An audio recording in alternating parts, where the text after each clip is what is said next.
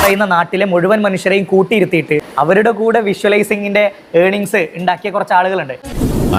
അവർ ഈ അടുത്ത് വന്ന് പറഞ്ഞു എനിക്ക് ഇഷ്ടപ്പെട്ട നിറം കാവ്യാണെന്ന്. ആ പറയുന്ന വ്യക്തിയുടെ പേര് ഞാൻ പറയാൻ തയ്യാറല്ല, കാരണം അവർക്ക് അതിനുള്ള യോഗ്യതയില്ല. പക്ഷെ ഈ രാജ്യത്തിന്റെ യുവത ഇന്നാട്ടിലൊരു പ്രതിഷേധ പോരാട്ടത്തിന് രാജ്യ തലസ്ഥാനത്ത് ഒത്തൊരുമിക്കുമ്പോൾ അതിന്റെ പുറകിൽ നിന്നിട്ട് കുത്താൻ ഒരാളെയും സമ്മതിക്കില്ല. അതൊക്കെ കഴിഞ്ഞതല്ലേ? കഴിഞ്ഞിട്ടൊന്നുമില്ല, ഞാൻ തുടങ്ങാൻ പോണല്ലോ. നിങ്ങൾ ഈ രാജ്യത്തോട് നിങ്ങളുടെ ജീവിതത്തിൽ ചെയ്ത ഏറ്റവും വലിയ ചെയ്ത്തായി പോയി അതെന്ന് ആ സംഭവത്തെ കുറിച്ച് നമുക്ക് പറയാം.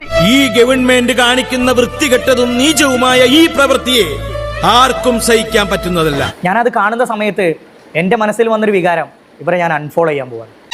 ഇറക്കുന്ന പശുവിനെ കൊടുത്തിട്ട് വിത്തുകാളയെ മേടിച്ചതുപോലെ ആയല്ലോ എന്റെ അവസ്ഥ. ഞാൻ ആ പേര് സെർച്ച് ചെയ്യുമ്പോൾ എനിക്ക് പിന്നെ മനസ്സിലായത് ഞാൻ അവരെ ഫോളോ പോലും ചെയ്തിട്ടില്ല. എൻ്റെ ഒരു ദീർഘവീക്ഷണത്തെ കുറിച്ച് ഞാൻ തന്നെ എനിക്കൊരു സല്യൂട്ട് അടിച്ചു. അവർക്കെതിരെ നിലപാട് പറഞ്ഞ ഒരു മഹാനായ മനുഷ്യന്റെ മകനെതിരെ എന്ന് അവർ പറയുന്നു. പക്ഷെ അവർ വന്ന് പറയാണ് ഫെയിൽഡ്, നിങ്ങളൊരു ഫെയിൽഡ് ഡയറക്ടറാണെന്ന്. വിഷ്ണു നാണം കെടുത്തരുത്. ആ പ്രിയപ്പെട്ട സഹോദരി ജനിക്കുന്ന സമയത്ത്, അവർ ഹോസ്പിറ്റലിൽ കിടക്കുന്ന സമയത്ത് ഈ നാടിന്റെ തിയേറ്ററുകളിൽ തരംഗം സൃഷ്ടിച്ച ഒരു സിനിമ ഓടുന്നുണ്ട്. ആ സിനിമക്ക് പേര് കിരീടം എന്നാണ്.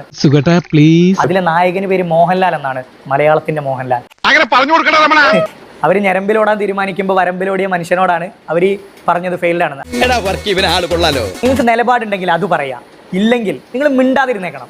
അവിടെ കയറിയിട്ട് ഡയലോഗ് അടിച്ചിട്ട് 4 ഫോളോവേഴ്സിനെ കൂട്ടാൻ കരുതരുത്.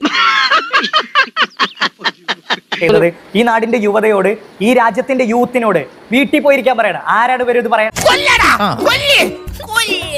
നിങ്ങൾ എത്ര ഒലിപ്പിച്ചിട്ട് ഈ ജനങ്ങൾക്ക് മുമ്പിൽ വന്നിരുന്നിട്ട് ചിരിച്ചാലും നിങ്ങൾ ഈ പറഞ്ഞ കാവ്യവൽക്കരണത്തിന്റെ സംഘപരിവാരസം ഉണ്ടല്ലോ, ആ തികട്ടി വരുന്ന ആ സംഘപരിവാരസം, അത് നിങ്ങളെ മനസ്സിൽ വെച്ചേക്കാം. ഈ രാജ്യത്തിന്റെ യൂത്തിന് നേരെ അത് എടുത്തിട്ട് നിങ്ങൾ പിടപ്പിക്കാൻ നിൽക്കരുത്.